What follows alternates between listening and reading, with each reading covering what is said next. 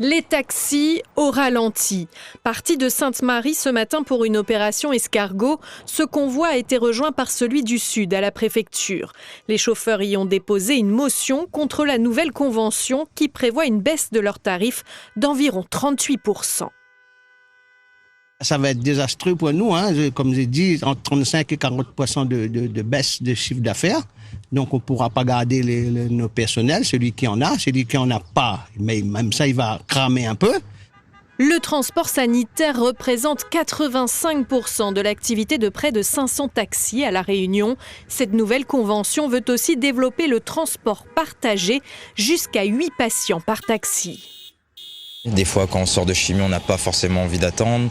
Quand on sort de radiothérapie non plus, ça ne sera pas facile pour eux. Mais que vont devenir nos patients ?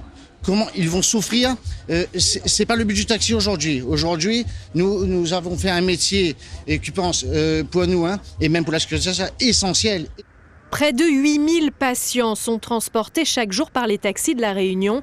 Cette nouvelle convention autoriserait aussi le transport partagé avec des détours allant jusqu'à 10 km. Dans les Hauts de l'île, cela pourrait bien rallonger les trajets. On veut que ce soit adapté à notre localité. On veut que tout soit fait pour qu'à La Réunion, le transport sanitaire puisse se faire dans de bonnes conditions pour les patients. Il faut tenir compte des spécificités des DROM ici à La Réunion, notre insularité, le relief, la géographie de La Réunion pour faire du transport partagé, les difficultés de l'activité de taxi. Si on applique cette convention, c'est la mort de la profession.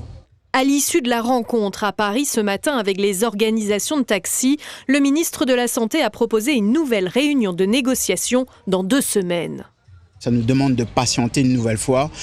Ça contribue à maintenir une situation sous tension qui n'est bonne pour personne.